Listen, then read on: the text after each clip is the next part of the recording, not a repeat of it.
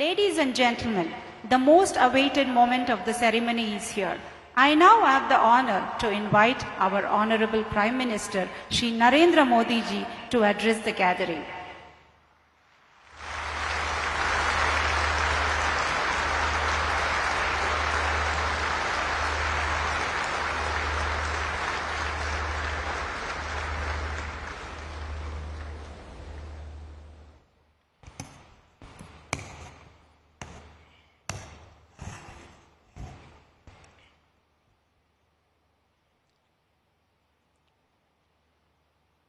तेलंगाना की राज्यपाल डॉक्टर तमिलसाई सौंदरराजन जी, केंद्रीय मंत्रिपरिषद के मेरे सहयोगी नरेंद्र सिंह जी तोमर, श्री जी कृष्ण रेड्डी जी, इक्रिसेट की डायरेक्टर जनरल और ऑनलाइन माध्यम से देश विदेश से खासकर अफ्रीकी देशों से जुड़े महानुभाव, यहां उपस्थित देवियों और सज्जनों, आज वसंत पंचमी का पावन पर्व है। आज हम ज्ञान की देवी मां सरस्वती की पूजा करते हैं। आप सभी जिस क्षेत्र में हैं, उसका आधार ज्ञान, विज्ञान, इनोवेशन, इन्वेंशन ही है और इसलिए वसंत पंचमी के दिन इस आयोजन का एक विशेष महत्व हो जाए। आप सभी को गोल्डन जुबिली सेलिब्रेशन की बहुत बहुत बधाई।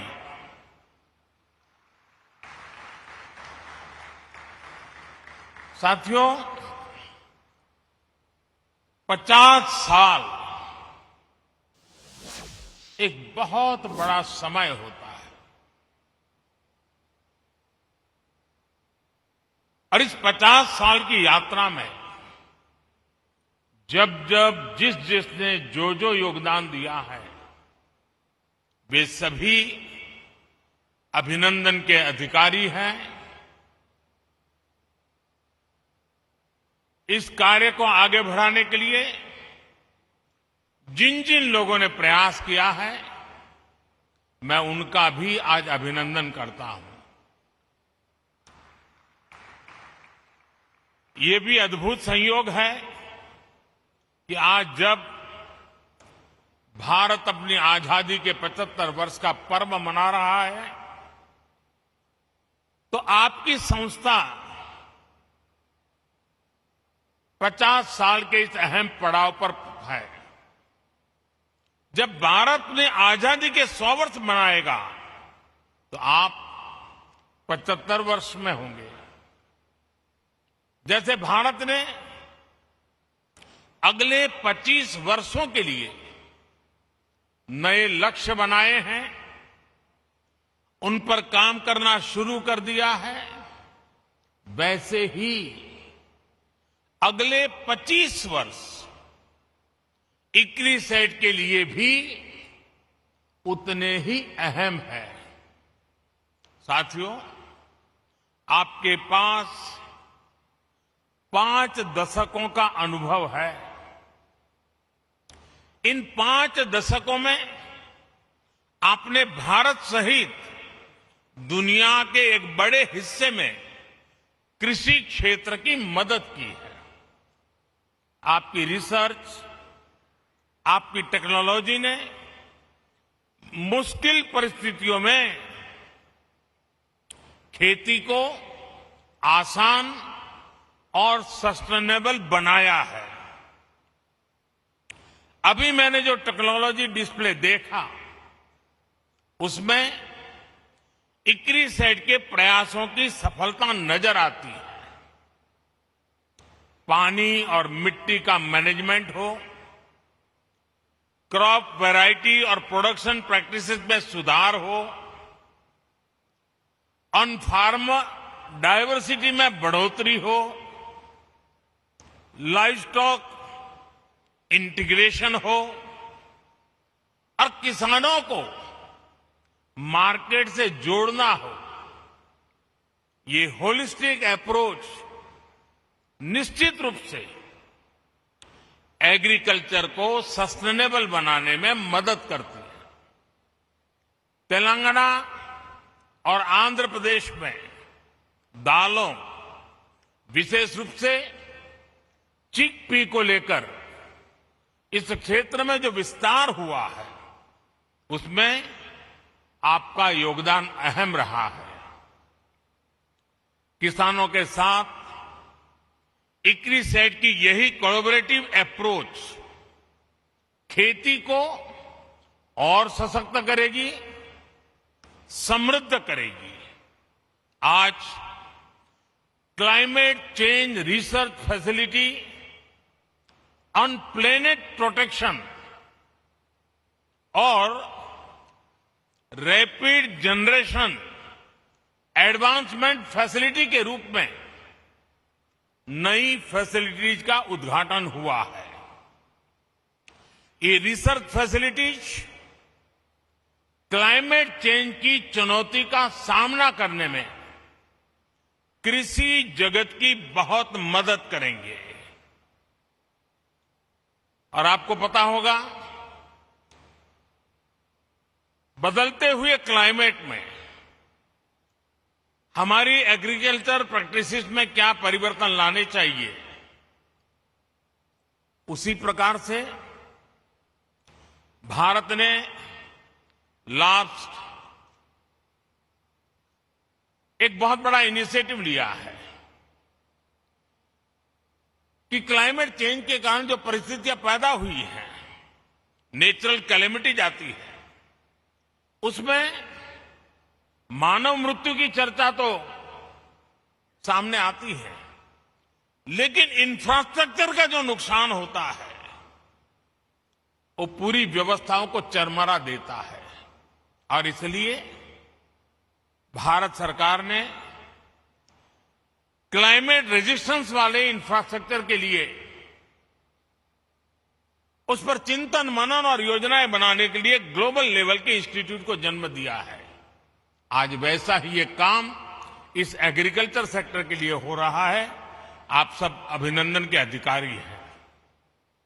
साथियों, क्लाइमेट चेंज वैसे तो दुनिया की हर आबादी को प्रभावित करता है, लेकिन इससे सबसे ज्यादा प्रभावित लोग वो होते हैं जो समाज के आखिरी पायदान पर होते हैं, जिनके पास रिसोर्सेज की कमी है, जो विकास की सीढ़ी में ऊपर चढ़ने के लिए मेहनत कर रहे हैं। इनमें बड़ी संख्या में हमारे छोटे किसान हैं और भारत में 80-85% किसान छोटे किसान हैं। हमारे छोटे किसान क्लाइमेट चेंज की बात उनके लिए बहुत बड़ा संकट बन जाती है। इसलिए भारत ने क्लाइमेट चैलेंज से निपटने के लिए दुनिया से इस पर विशेष ध्यान देने का आग्रह किया है। भारत ने 2070 तक 2070 तक नेट जीरो का टारगेट तो रखा ही है। हमने life mission, lifestyle for environment, इस लाइफ मिशन की जरूरत को भी हाईलाइट किया है। उसी प्रकार से प्रो प्लेनेट पीपल एक ऐसा मूवमेंट है जो क्लाइमेट चैलेंज से निपटने के लिए हर कम्युनिटी को, हर इंडिविजुअल को क्लाइमेट रिस्पॉन्सिबिलिटी से जोड़ता है। ये सिर्फ बातों तक सीमित नहीं है, बल्कि भारत सरकार के एक्शंस में भी ये रिफ्लेक्ट होता है। बीते सालों के प्रयासों को आगे बढ़ाते हुए इस साल के बजट में क्लाइमेट एक्शन को बहुत अधिक प्राथमिकता दी गई है। ये बजट हर स्तर पर, हर सेक्टर में ग्रीन फ्यूचर के भारत के कमिटमेंट्स को प्रोत्साहित करने वाला है। साथियों, क्लाइमेट और दूसरे फैक्टर्स के कारण भारत की एग्रीकल्चर के सामने जो चुनौतियां हैं, उनसे निपटने में भारत के प्रयासों से आप सभी एक्सपर्ट, साइंटिस्ट, टेक्नीशियंस भली भांति परिचित हैं। आप में से ज्यादातर लोग ये भी जानते हैं कि भारत में 15 एग्रो क्लाइमेट जोन्स हैं।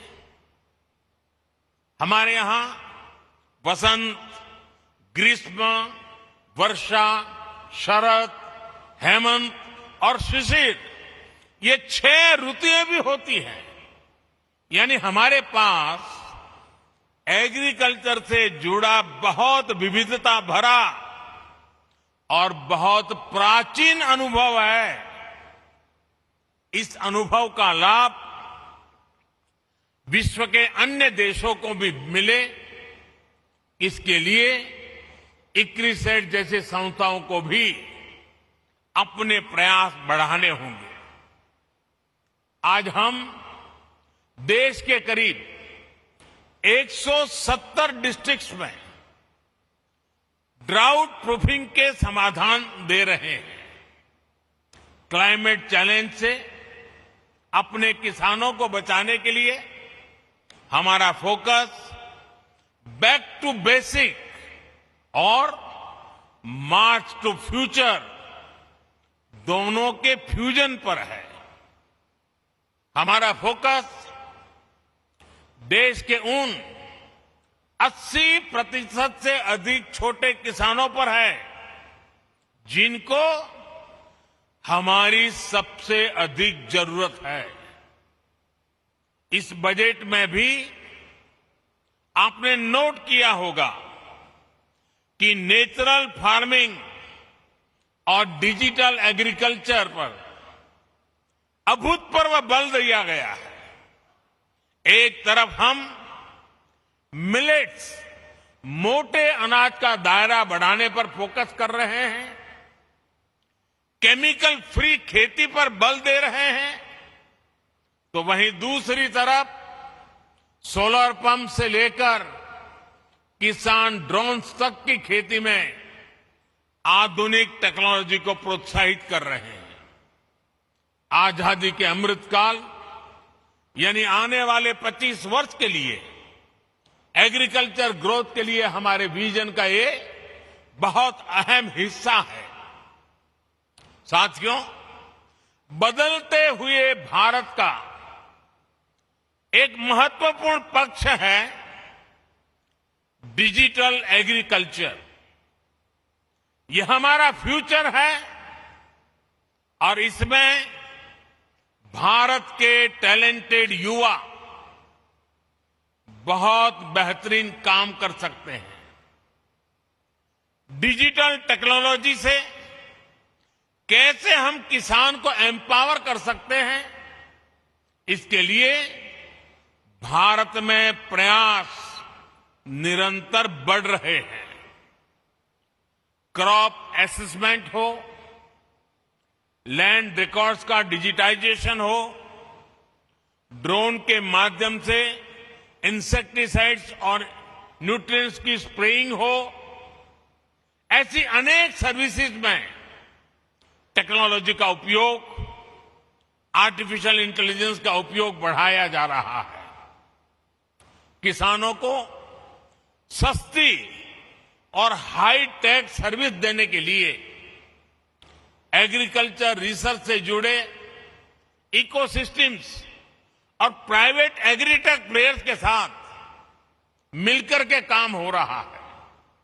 सिंचाई के अभाव वाले इलाकों में किसानों को बेहतर बीज, ज्यादा पैदावार, पानी के मैनेजमेंट को लेकर आईसीएआर और इक्रिसैट की पार्टनरशिप सफल रही है। इस सक्सेस को डिजिटल एग्रीकल्चर में भी विस्तार दिया जा सकता है। साथियों, आजादी के अमृत काल में हम हायर एग्रीकल्चर ग्रोथ पर फोकस के साथ ही इंक्लूसिव ग्रोथ को भी प्राथमिकता दे रहे हैं।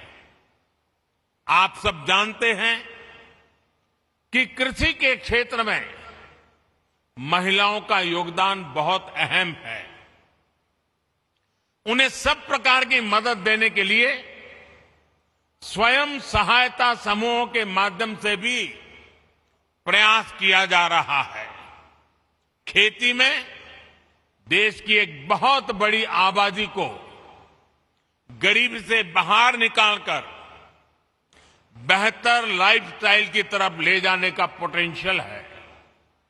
ये अमृतकाल कठिन भौगोलिक परिस्थितियों में खेती करने वाले किसानों को कठिनाइयों से बाहर निकालने के नए माध्यम भी मुहैया कराएगा। हमने देखा है, सिंचाई के अभाव में देश का एक बहुत बड़ा हिस्सा ग्रीन रेवोल्यूशन का हिस्सा नहीं बन पाया था। अब हम दोहरी रणनीति पर काम कर रहे हैं।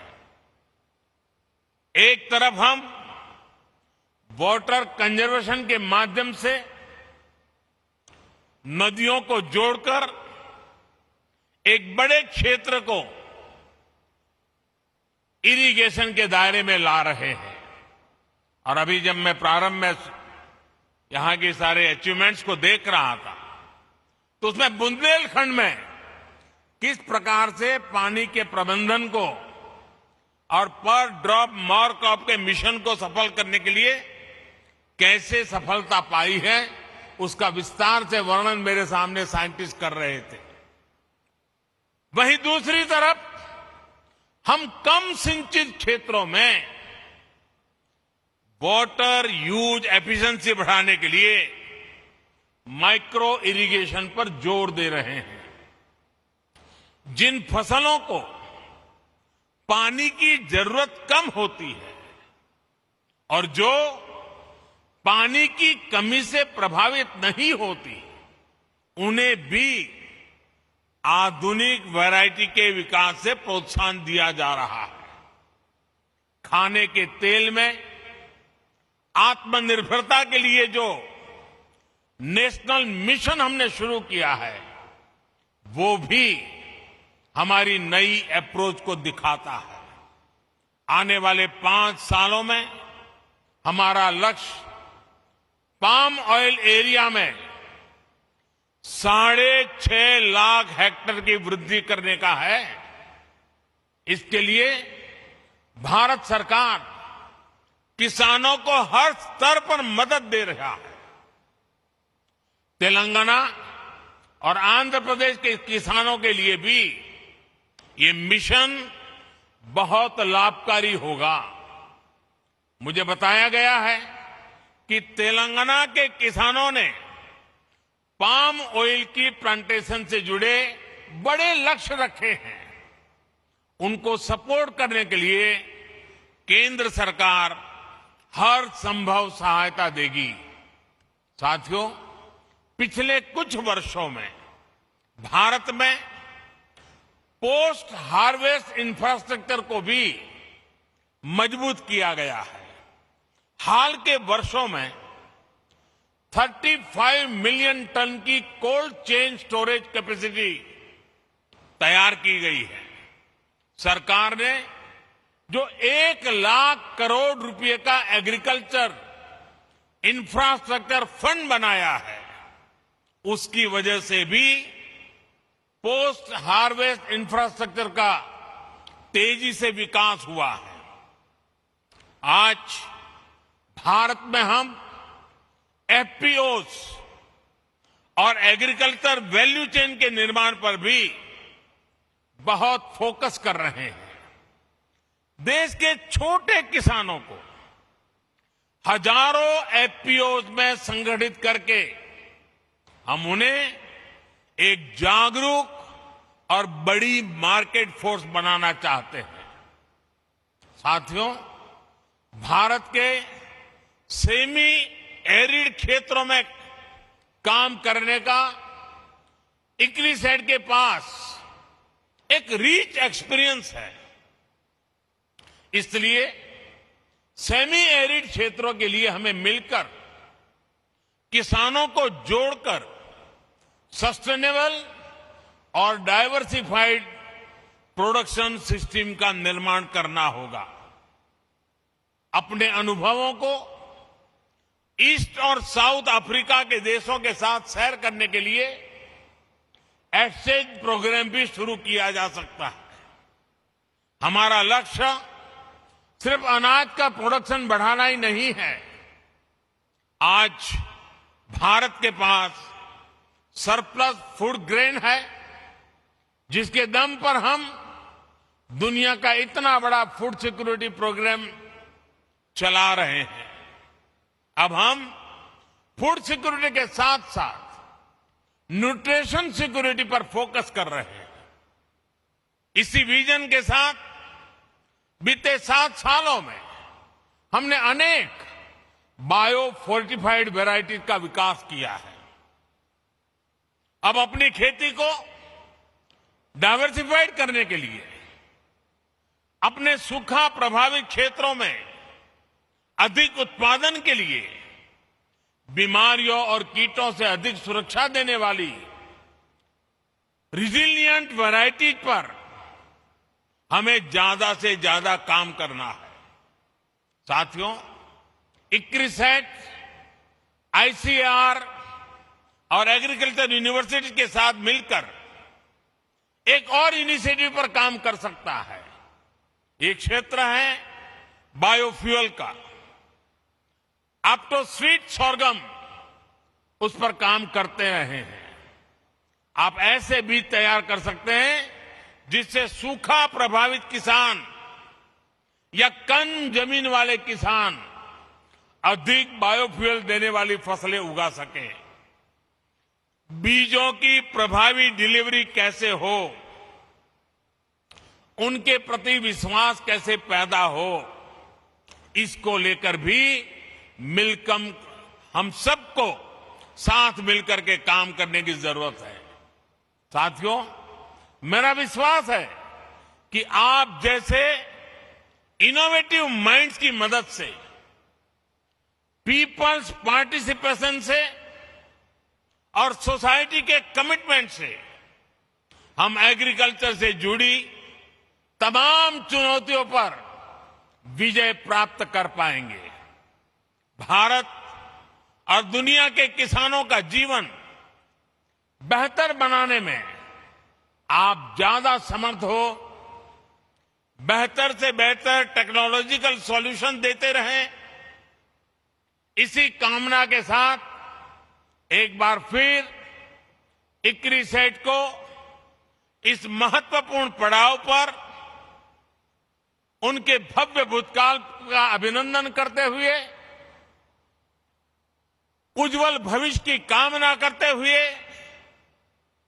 देश के किसानों की आन बान शान के रूप में आपका ये पुरुषार्थ काम आए, इसीलिए मेरी बहुत बहुत शुभकामनाएं, बहुत बहुत बधाई। धन्यवाद।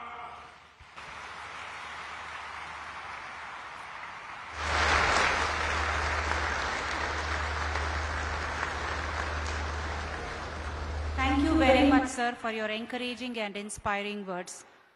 I take this privilege to thank you on behalf of whole ICRISAT.